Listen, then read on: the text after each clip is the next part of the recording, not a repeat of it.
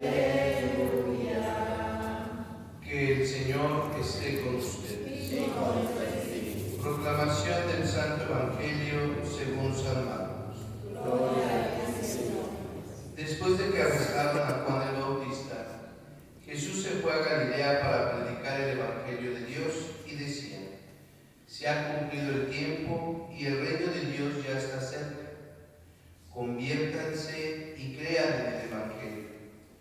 Caminaba Jesús por la orilla del lago de Galilea cuando vio a Simón y a su hermano Andrés echando las redes en el lago, pues eran pescadores. Jesús les dijo: síganme y haré de ustedes pescadores de hombres. Inmediatamente dejaron las redes y lo siguieron. Un poco más adelante vio a Santiago y a Juan, hijos de Zebedeo, que estaban en una barca remando sus redes. Los llamó y ellos, dejando en la barca a su padre con los trabajadores, se fueron con Jesús. Palabra del Señor.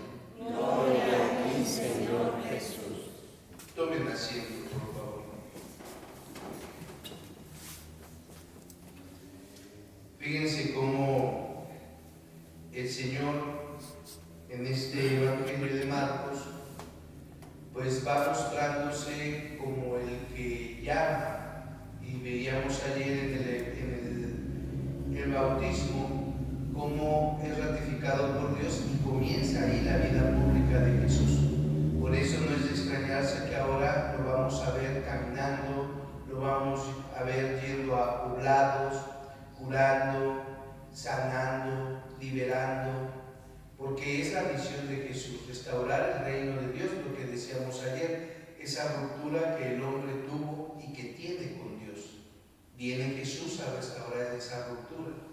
Y en ese sentido, obviamente, fíjense cómo Jesús, siendo el Hijo de Dios, que todo lo pudiera, a concepción de nosotros, claro está, pues obviamente se vale de personas, se vale de nosotros para instaurar el reino de Dios.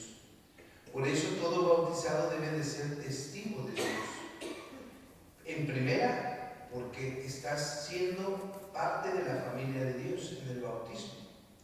Entonces tienes una misión, eres profeta, eres rey, eres sacerdote, es decir, tienes la misión de ir a proclamar el reino de Dios, la buena nueva de Dios, para que la gente se convierta y crea en el Evangelio. ¿Y quién es el Evangelio? No es un fragmento. El Evangelio en grande es Jesús de Nazaret. Y a lo largo de la historia, y ahí viene la vocación, ¿verdad?, ha llamado en especial a hombres y mujeres, ¿sí?, que van en la línea de custodiar la sana doctrina. Por eso, tanto la vida consagrada es una vocación específica, como la vida sacerdotal es una vocación específica. Y es una vocación que no por tus méritos, no por la persona, sino precisamente porque Dios ha llamado. El Espíritu Santo ha confirmado en la ordenación y en la imposición de manos del obispo. Y entonces fíjense, a pesar de que la religiosa o el religioso puede tener fallas, la dignidad del sacerdote, la dignidad de la consagrada siempre va a estar intacta. ¿Por qué? Porque no es parte humana, sino es parte de Dios. Fíjense bien. Y son llamados precisamente a instaurar el reino de Dios, a llevar la buena nueva. Y entonces eso es lo que no comprende el protestantismo, y eso no lo comprende el mundo. El mundo no comprende el hacer y el actuar de Dios. ¿Pudieron haber mejores personas? Claro que sí, era lo que decíamos, ¿no? Pero ¿por qué llama a unos y a otros no? Solo Dios sabe. ¿Sí? Yo me acuerdo en mi etapa de seminario, éramos casi 60, y de los cuales llegamos a la primera etapa 12, y de los cuales solamente nos ordenamos a lo largo de la historia 2. ¿Había mejores que uno? Claro que sí, pero la gracia persona. Y por eso vemos a Jesús que llama a Pedro, al que se llamará Pedro, a su hermano, a Juan, ¿no? Y va llamando, no por méritos. ¿Quiénes eran ellos? Pescadores comunes del mundo, y los sacó del mundo. O sea, entonces fíjense bien, por eso es lo que deben ustedes ir viendo. No por la figura, no por la persona, sino por lo que representa, y que Cristo es el que lo confirma. Entonces, veíamos ayer con el Evangelio de San Lucas en el bautismo, ¿no? Veíamos ayer, por ejemplo, que ¿quién ratifica a Jesús? El Padre. ¿Y quién ratifica a Jesús humanamente? Juan el Bautista. Hay una ratificación de la misión que viene a cumplir, ¿sí?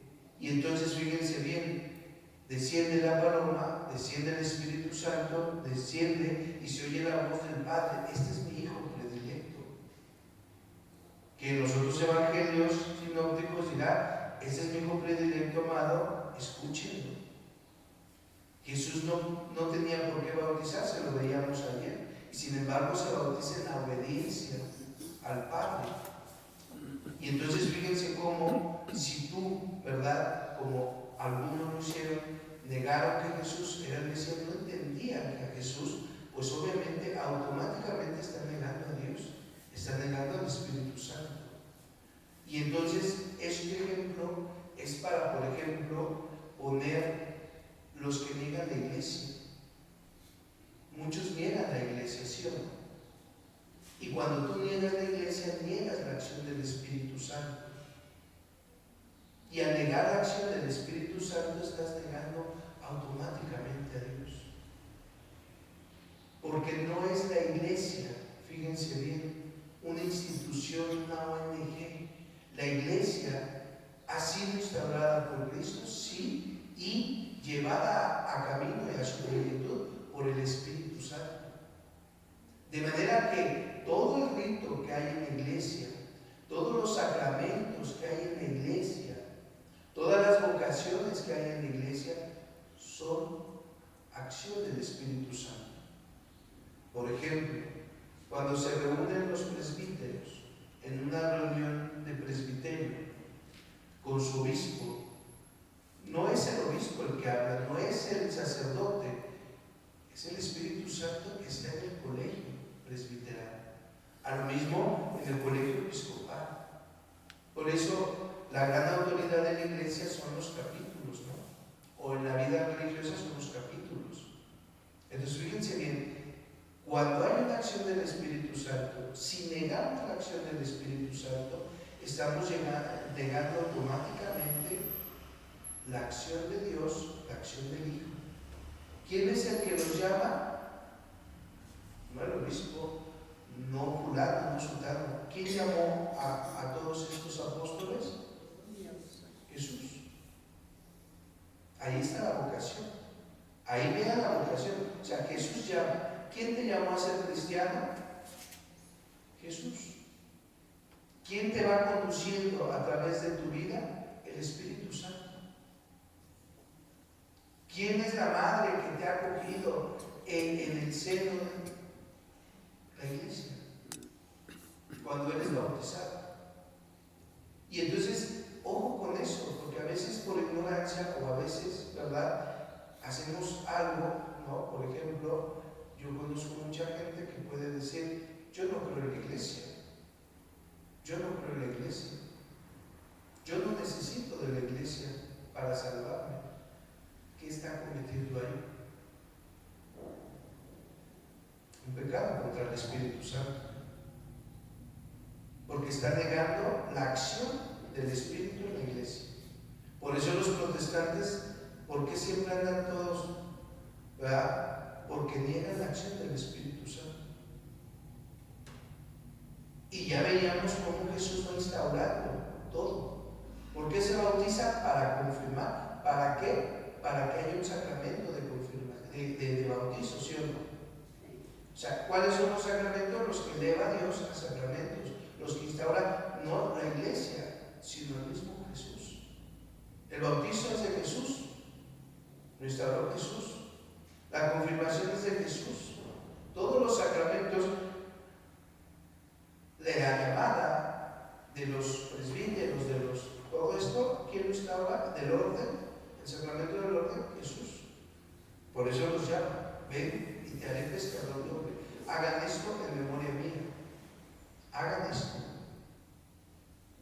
Entonces, fíjense bien, aguas, a veces como iglesia institucional puedes fallar, sí, pero la iglesia no es del mundo, la iglesia es de Dios.